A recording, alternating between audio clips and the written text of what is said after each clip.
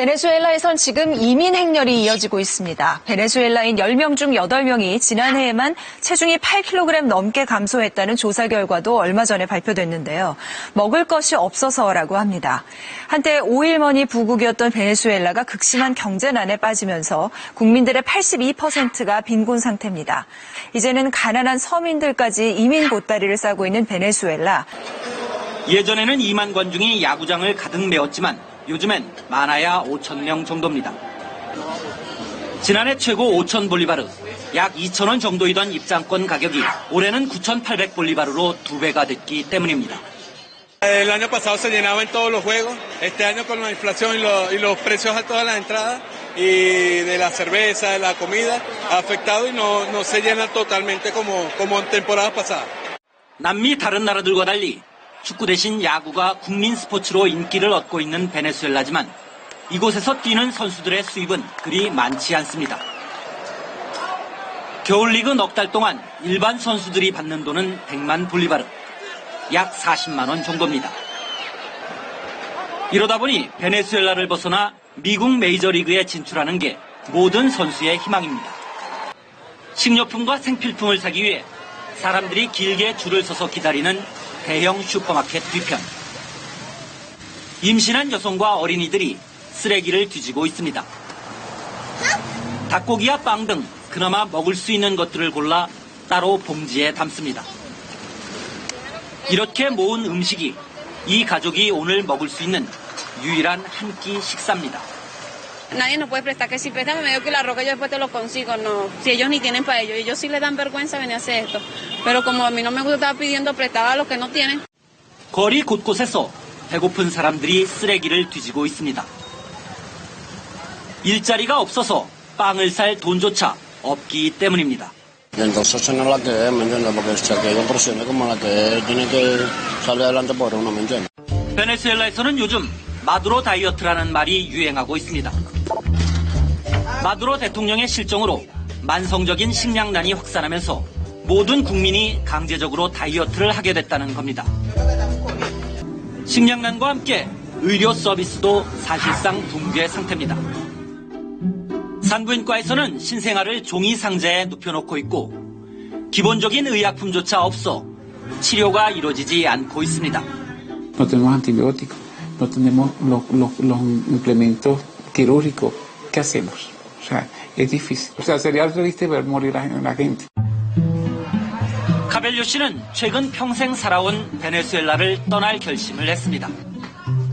억척스럽게 일해서 번 돈으로 3층 집까지 지었지만 하루하루가 불안하기 때문입니다.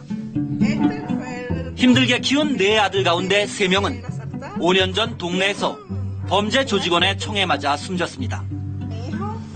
마지막 남은 아들이 어렵게 칠레 이민을 결심하자 함께 떠나기로 한 겁니다.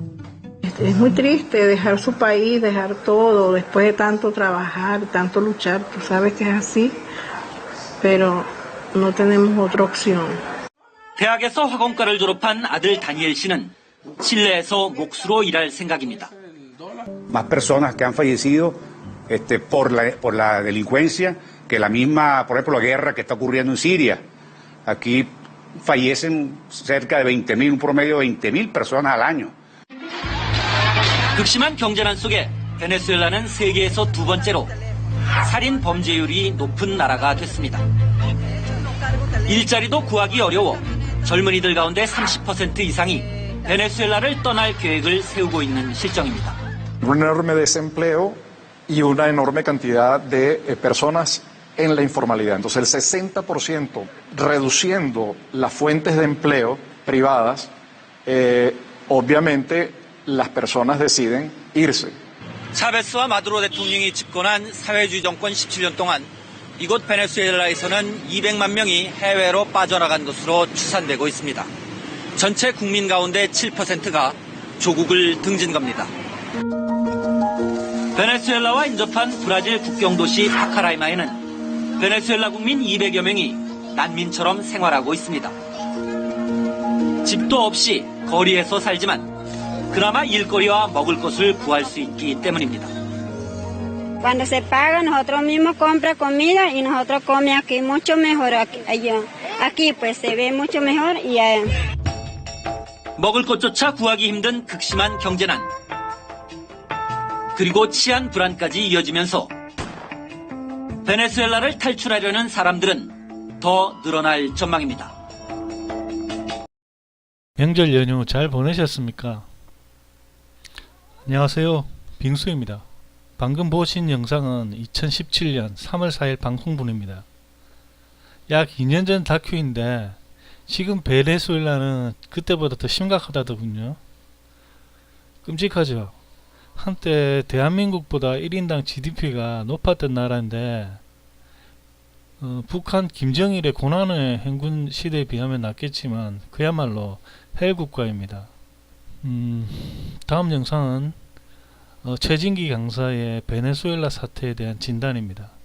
일부 언론이나 전문가들이 얘기하는 것처럼 좌파 포퓰리즘이 그 가장 중요한 원인인지 아닌지 한번 쫓아가 보도록 하겠습니다. 자, 먼저 이거 한번 보시죠. 여러분, 아주 예쁜 가방인데 돈으로 만든 가방입니다. 여러분, 베네수엘라는 참 남미의 독립 영웅 하면 누구죠? 여기 적으셨잖아요. 볼리바르가 남미의 독립 영웅이에요. 그래서 볼리바르가 여러분 화폐 이름인 겁니다. 우리로 치면 호찌민이 화폐 이름이듯이 예를 들면 마오쩌둥이 화폐 이름. 중국 가면 다 마오쩌둥밖에 없죠. 그죠? 자, 베트남 가면 점 호찌민이고 그런 식으로 여러분 볼리바르 화폐라고 그러는데 이걸 갖다 여러분 뭐가 되겠습니까? 공예품으로 만들어서 10에서 15달러에 팔고 있는데 원가는 50센트짜리다. 아주 가벼운 거다. 여러분 요새 지금 난리가 나고 있죠. 왜? 식당 가면 여러분 뭐가 되겠습니까? 손님하고 주인이 싸웁니다. 왜 싸웁니까? 손님은 먼저 계산하려고 그러는 거죠. 주인은 밥 먹은 다음에 받으려고 합니다. 왜? 밥 먹는 도중에 밥값이 올라가니까. 그럼 밥값은 어떻게 계산하느냐? 돈을 쉬진 않습니다. 그럴 겨를이 없죠. 돈을 무게로 재서 계산하는 나라가 지금 베네수엘라가 됐습니다.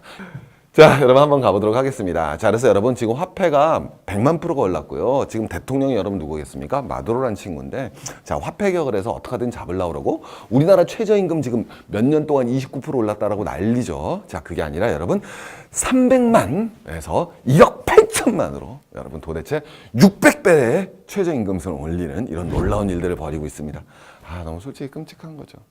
그래서 아니나 다를까 전체 인구의 7%가 여러분 뭐가 되겠습니까? 엑소더스, 대탈출을 벌이고 있는 상황이 되었다. 너무 끔찍한 상황이고요. 그리고 거의 실제로 회복하기도 어려운 상황까지 왔습니다. 자, 그럼 왜 이럴까? 자, 한번 가보겠습니다. 왜 이러지? 야, 좌파 포퓰리즘 때문이야! 라고 한번 쫓아가 보겠습니다. 베네수엘라 전성기하면 언제일 것 같아요, 여러분? 우린 이렇게 생각하죠. 최근 우리 베네수엘라 독재자 누구였습니까? 차베스. 뭐 했어요? 반미했었죠. 누구랑 왕창 친했어요? 카스트로. 그죠? 쿠바랑 완전 친해갖고 반미 의도선에 남미의 반미를 이끌었던 친구 차베스. 그래서 뭐 무상의료하고 무상복지하고 난리쳤던 사람 차베스. 왜 그럴 수 있었죠? 당연히 유가가 비싸서. 베네수엘라는 전 세계에서 뭐가 되겠습니까? 산유량이 제일 많은 나라다. 우리 가끔 들어보셨을 거예요. 산유량이 엄청 많아서 석유를 엄청 많이 팔았고 베네수엘라가 돈을 갖다 엄청 벌어가고 그걸 국민들한테 막 퍼졌다. 맞는 말입니다. 틀린 말 아닙니다. 그런데 여러분 웃긴 건 베네수엘라 전성기는 그때가 아니에요. 언제가 진짜 전성기냐? 보시죠. 자, 이건 뭐가 돼야 되겠습니까? 딱 보시면 금방 나오는 건데, 이거는 전 세계 이게 GDP예요. 1인당 GDP. 이거 여러분 뭐가 되겠습니까? 리퍼블릭 오브 코리아. 우리가 여러분 뭐가 돼요? 80년대까지 전 세계 평균보다 못 살았어요, 당연히. 이때 베네수엘라 1인당 GDP가 이만큼입니다. 그럼 베네수엘라 전성기가 언제라는 걸 알 수 있죠? 70년대 초반, 70년대 후반, 70년대가 전성기예요. 왜? 오일 쇼크. 저 때는 뭐가 됐습니까? 유가가 엄청 비싸서 이때가 베네수엘라 전성기예요. 여러분 비행기 중에 혹시 이 비행기 기억나십니까? 무슨 비행기죠? 콩코드. 뭐보다 빨랐어요? 음속보다 빠른 여객기였죠. 초음속 여객기. 물론 나중에 은퇴하게 되지만은 그 콩코드가 어느 나라에서 만들었습니까? 유럽에서 만들었지만 프랑스가 중심돼서 만들었죠. 그래서 파리에서 베네수엘라 카라카스까지 직항 노선이 있었던 나라입니다, 여러분. 콩코드가 왔다 갔다 할 정도로 파리랑 대단했던. 여러분 한번 보실래요? 이게 베네수엘라예요, 여러분. 이게 카라카스예요, 여러분. 이게 정부 종합청사예요. 옛날 우리랑 비교했을 때 어때요? 훨씬 정말 잘 나가고 있는 거죠. 여러분 베네수엘라 아직도 이 모습 가지고 있어요. 이게 베네수엘라가 만들었던 거예요. 이때가 전성기예요, 베네수엘라가. 이때 여러분 베네수엘라 주요 정책이 뭔지 아십니까? 우리랑 똑같이 부동산 잡는 거예요. 카라카스의 부동산 가격이 뭐가 되기 때문에 너무 올라서 이 부동산 가격 어떻게 잡을까 고민했던 나라가 바로 이때예요. 이게 진짜 베네수엘라의 전성기예요. 자, 그런데 여러분 좀 보시면 알겠지만 79년 전성기를 바탕으로 해서 꼬꾸라지게 되죠. 세계 경제는 발전하고 한국 경제는 비약적 발전하겠는데 베네수엘라는 꼬꾸라졌습니다. 여러분 왜 꼬꾸라졌어요? 네? 아주 간단해요. 유가가 떨어져서 꼬꾸라진 거예요. 자, 그럼 너무 재밌는 건 자, 지금도 여러분 유가가 높았다가 떨어져서 꼬꾸라졌잖아요. 이때도 유가가 높아서 지금 뭐예요? 똑같이 꼬꾸라졌죠. 자, 이번에는 누가 지금 집권했을 때 꼬꾸라졌어요? 차베스 무슨 정권? 좌파 정권. 여러분 이때는 우파 정권 장악했을 때예요. 너무 웃기잖아요, 여러분. 그죠? 베네수엘라 경제 몰락은 기본적으로 유가에 연동하는 겁니다. 당연히. 근데 이게 좌파 정권이 잡고 있었다가 몰락하면 좌파 포퓰리즘 때문에 망했으면 이때는 뭐가 되겠습니까? 그럼 우파 포퓰리즘, 신자유주의 때문에 망한 건가요? 그렇게 얘기하기 어렵죠. 그죠? 오케이? 자, 그래서 여러분 베네수엘라 집권에서 여기가 신자유주의 정책 씁니다. 이때 여러분 경제 더 망가지고요. 더 망가졌기 때문에 차베스가 쿠데타 하는 거예요. 경제 실정을 빌미로 해서. 그때 여러분 이게 전형적인 신자유주의 정책이에요. 신자유주의 정책이 베네수엘라를 망가뜨린다 라고 이땐 얘기하려고 그러면 만약에 예를 들어서 지금 베네수엘라가 망가진 게 차베스의 좌파 정권의 정책 때문이라고 그러면 이때 망가진 건 신자유주의 정책 때문이라고 얘기해야죠. 근데 본질은 느끼시겠지만 물론 신자유주의나 차베스나 공통점 제대로 대응은 못한 건 사실이지만 그게 가장 중요한 요인일 수는 당연히 없다라는 거예요. 본질적으로 베네수엘라의 경제와 정치 체제가 어떤 걸 봐야 되죠. 자, 쫓아가 보도록 하겠습니다. 자, 이런 나라들이 어떤 일이 벌어지는지 생각해 보세요. 산유국이 있죠. 산유국이에요. 석유가 엄청 나옵니다. 그죠? 그러면 돈이 뭐가 되겠어요? 왕창 들어오죠. 자, 근데 여러분 아주 생각해 보세요. 석유 이 돈은 일부 소수가 독점하겠어요? 아니면 여러분 골고루 다 나눠 갖고 있겠어요? 당연히 독점할 수밖에 없죠. 그 특징상. 그죠? 그럼 빈부격차 완화돼 있겠어요? 심화돼 있겠어요? 심화되죠. 어디는 내가 아까 그랬죠? 카라카스 도심은 땅값이 너무 올라서 난리예요. 그러면 시골에 있는 사람들은 여러분 어떻게 되겠습니까? 가만히 있으니까 전부 다 뭐 해야 돼요? 그럼요. 당연히 여러분 뭐가 이루어지게 돼요? 시골 농촌은 다 피폐화될 수밖에 없죠. 우리 무슨 역설이라고 다 배우셨습니까? 자원의 역설. 자, 우리나라는 만약에 여러분 산유국이라고 생각해 보세요. 우리가 삼성 LG 하고 있어요? 피곤하게? 반도체 쭉쭉쭉쭉 이거 하고 있어요? 우리 뭐 공부 막 밤 12시간씩 해야 돼요? 안 해도 돼요. 석유 팔면 되는데. 대신 석유 팔아서 달러가 많이 들어오게 되니까 우리나라 화폐 가치는 평가 뭐가 되겠습니까? 절상되죠. 그럼 우리나라 물건 가격은 어떻게 돼요? 싸져요? 점점 더 비싸질 수밖에 없어요. 비싸지니까 뭐가 안 된다고 배웠습니까? 제조업이 어렵다라고 그러겠죠. 제조업만 어려운 게 아니죠. 우리나라 곡물 가격은 싸져요? 비싸져요? 당연히 뭐가 돼요? 비싸질 수밖에 없죠. 그럼 우리나라 곡물 여러분 뭐가 되겠어요? 자기가 스스로 만들어 먹겠어요? 수입해서 먹겠어요? 그렇죠. 그래서 식량 자급률도 떨어지게 되는 거예요. 그럼 베네수엘라 농촌은 괜찮겠어요? 망가지겠어요? 망가지죠. 그럼 베네수엘라 농촌에 있던 애들이 다 어디로 몰려오겠어요? 그래요. 그게 여러분 경제의 본질이에요. 이해하셨습니까? 그래서 베네수엘라가 식량 자급률이 떨어지게 되는 거예요. 지금도 마찬가지고. 오케이? 식량 자급률이 떨어지기 때문에 그 많은 사람들이 아까 보았던 이게 베네수엘라 카라카스 도심이고요. 이 앞에 다 슬럼이 형성되는 겁니다. 이 슬럼이 형성되는 거예요. 자, 그러면 석유를 갖다 팔고 왔을 때는 그나마 뿌려주죠, 이 사람들한테. 근데 이제 석유 가격이 떨어졌죠. 이거 뿌려줘요, 못 뿌려줘요? 못 뿌려주죠. 그러면 중남미의 가장 큰 문제 뭐예요? 가보시면 뭐 다 열심히 해요. 마야. 멕시코 마야. 그래서 여기는 마야 카르텔이 다 장악하게 되는 거예요. 마야 카르텔이 다 장악합니다, 실제로. 그럼 여러분 마야 카르텔이 장악했죠. 그럼 여러분 뭐가 많아요?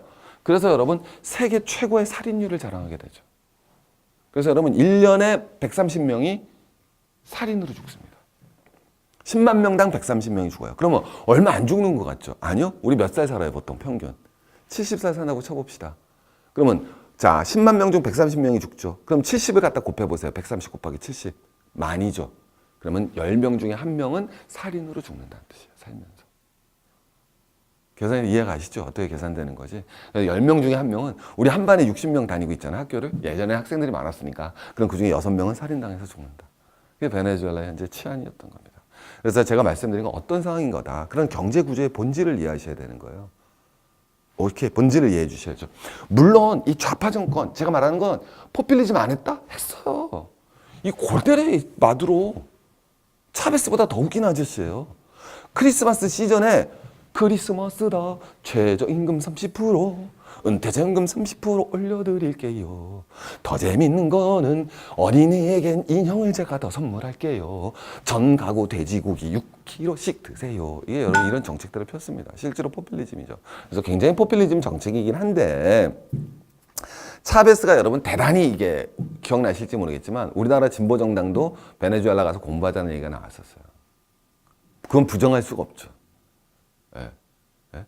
여러분 그런 것만이 아니라 미국에서 제일 유명했던 좌파 누구 있습니까? 이번 대통령 선거 나와서 민주당에서 힐러리랑 경선했던 아저씨 샌더스. 영국 노동당 당수 누구 있습니까? 코빈. 이런 애들이 다 베네수엘라 엄청 칭찬했었어요. 차베스의 정책에서 배울 점이 많다라고 그랬어요. 배울 점이 여러분 다 쓰레기 같은 정책이겠어요? 차베스가 잘못하고 잘한 게 잘못하고 훨씬 많죠. 근데 이 정책들이 신선했던 건 뭐였었냐면 아까 우리 지금 무슨 문제를 해야 돼요? 베네수엘라에서는. 그렇죠. 시골이 지금 뭐가 돼 있어요? 시골의 애들이 다 망가져갖고 어디로 오고 있습니까? 도심으로 오고 있죠. 자, 이 문제를 어떻게 할 것이냐.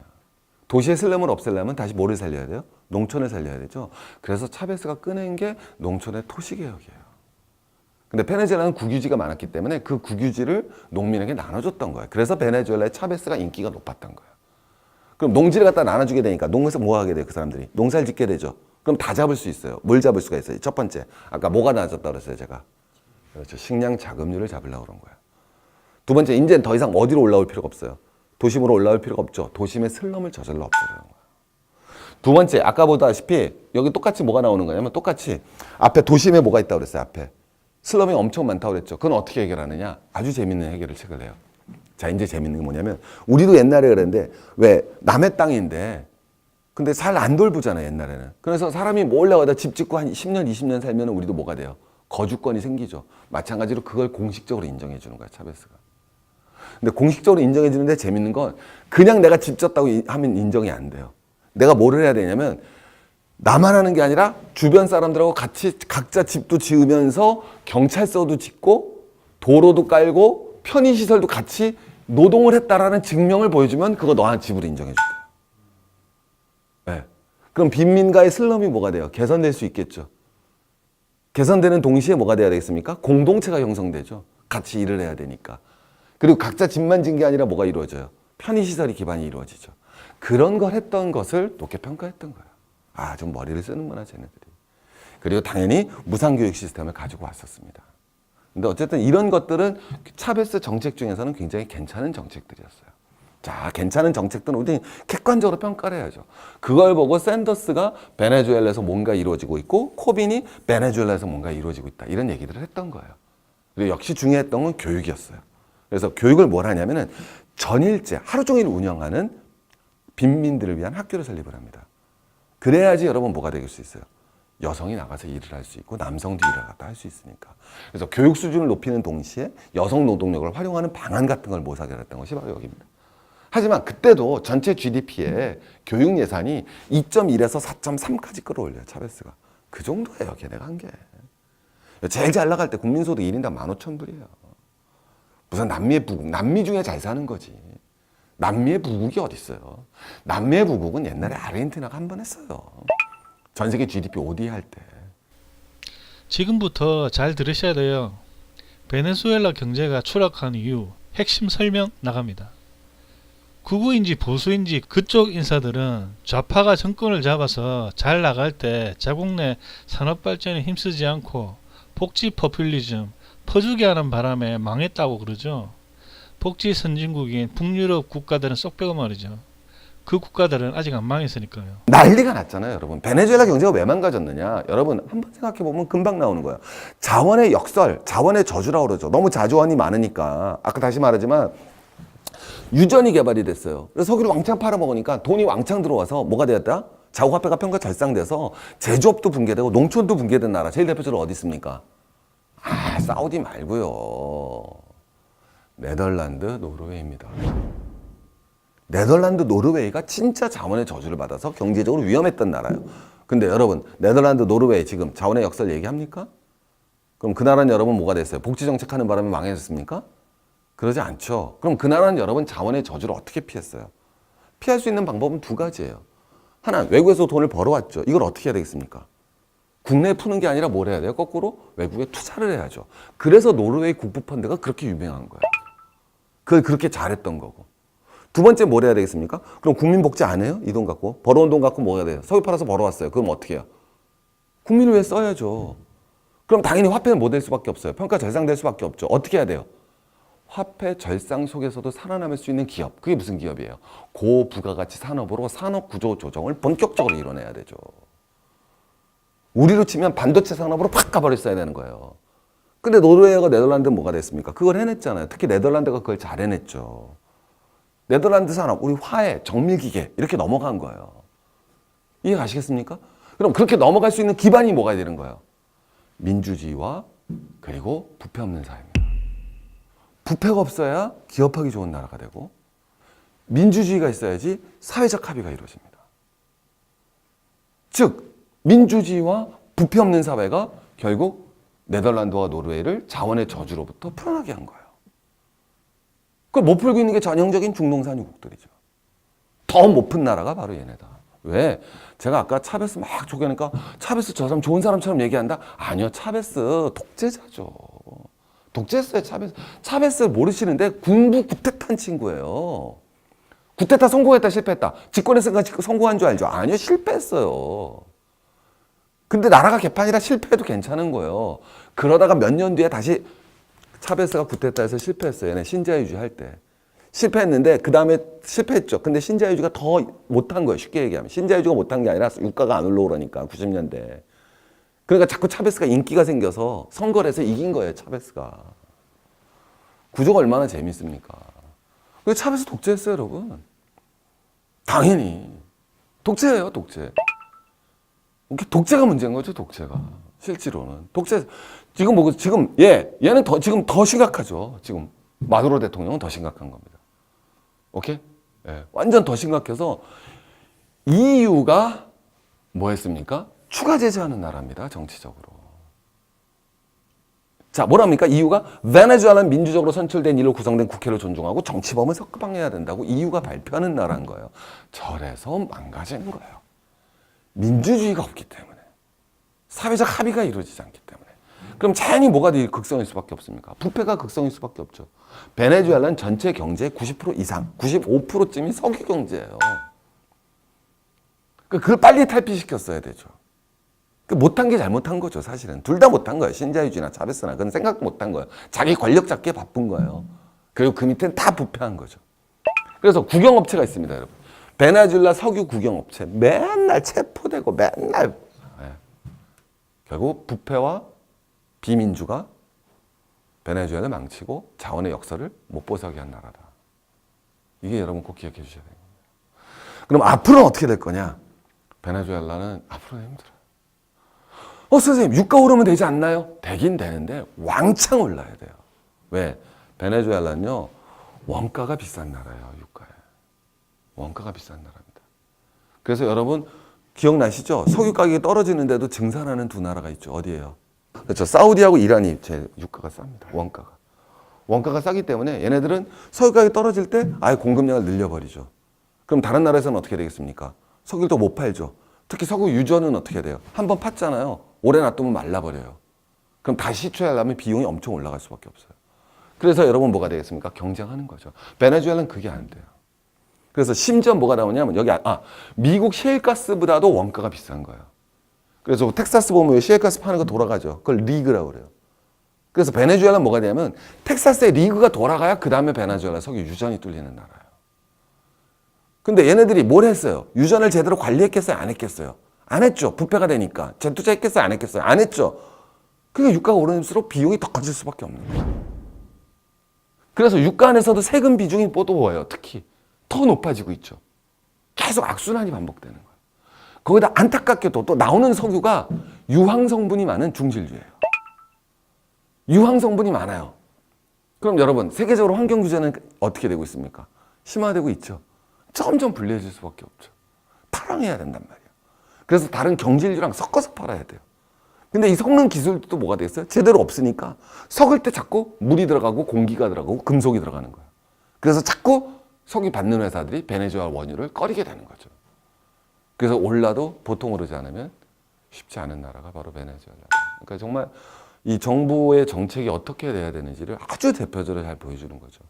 민주주의와 부패 없는 사회를 통해서 자원이 들어오더라도 사회적 합의를 통해서 이거를 적절한 투자가 이루어져야 되고 외국에 대해서 그리고 산업구조 조정이 이루어져야 되고, 그 다음에는 농민 문제를 갖다 해결하는 것. 이게 제대로 이루어졌을 때 사회가 어떻게 하면 발전해 나갈 수 있는가를 보여주는 가장 대표적인 사회로 우리는 베네수엘라를 기억해야 될 겁니다. 그리고 우파라는 사람들의 댓글 반응 좀 봅시다. 그래도 여기는 댓글 남기는 사람들이 태극기 모독부대에 동원되는 노인네들은 아닌 것 같습니다. 머리에 묵물 좀 든 사람인 것 같은데요. 그런 사람들이 이런 댓글을 남겨요. 맨날 소통 얘기하는데 이런 사람들과 소통이 가능합니까? 이미 답은 정해놓고 있어요. 언제 최진기가 4.19 국민들은 다 쓰레기통 뒤진다고 말했나요? 무슨 생떼집입니까? 여기 한번 보세요. 여기. 그래서 저유가 불황일 때 다른 산유국들은 베네수엘라처럼 국민들이 쓰레기 주워 먹고 살았나요? 그리고 과거 우파 정권 시절에 베네수엘라 저유가 상황에도 국민들 쓰레기 주워 먹고 살았나요? 무슨 말이에요 이게? 이 말, 이거 반박하는 수준이 이거밖에 안 돼요. 사람들이. 이런 사람들하고 무슨 대화가 돼요? 이런 사람들하고.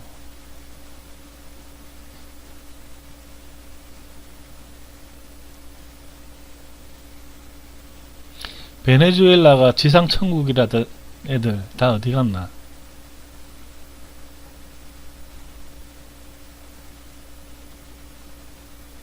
이 중요한 시기에 롤 모델은 베네수엘라.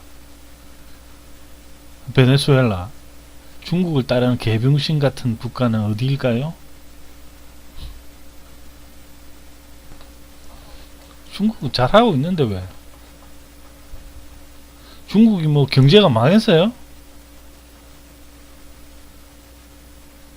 중국은 지금 앞으로 뭐 향후 뭐 20-30년 후에는 미국을 따라잡을 거라고 그러는데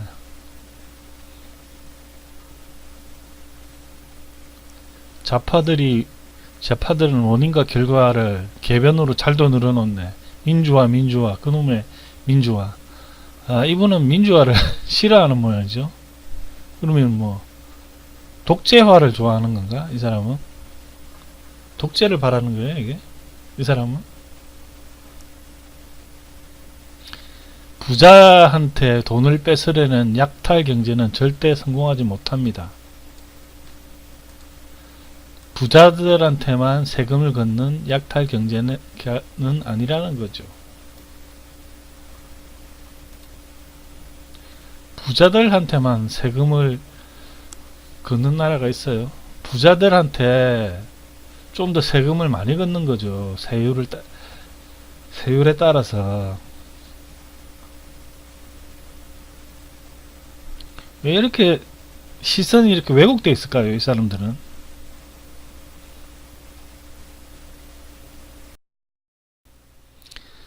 경제가 망하는 이유가 좌우 정치 논리에 의해 결정되는 것보다 그와 상관없이 흥망성쇠가 정해지는 경우가 더 많습니다. 그 나라 국가 상황에 따라 성장에 중심을 둬야 할 때도 있고 분배에 중심을 둬야 할 때가 있는 거죠. 진보는 항상 선이고 보수는 항상 악이 아니라 이 둘은 상호 보완적이고 균형을 이루어야 한다는 것입니다. 사전적 의미로 보수와 진보는 선악으로 갈라질 수 있는 관계가 아닙니다. 요즘 언론에서 경제 침체를 이야기하지만 1인당 GDP는 외환위기 이후 꾸준히 성장하고 있죠. 그 말은 곧 경제 성장분이 어느 일부 계층에만 흡수되고 있다는 것입니다. 고용 없는 성장이 가속화되고 무역수지 흑자를 아무리 올려봤자 서민들에게 골고루 흡수되지 않습니다. 오늘날 대한민국의 경제 침체 위기는 바로 그것이지요. 가계경제를 부양시켜 내수시장을 정상화시키겠다는 문재인 정부의 경제기조 자체가 잘못된 건 아니죠. 그것을 실행하는 과정에서 미흡한 부분이 많았다는 것은 인정해야 될 부분이지만요. 양극화가 적절한 수준으로 조절되면 그때 가서 다시 수출 중심, 기업 중심으로 핵심 정책 기조를 옮기면 되는 거 아닙니까? 오늘은 베네수엘라 경제 추락과 원인에 대해 알아봤습니다. 그럼 다음 시간에 뵙겠습니다.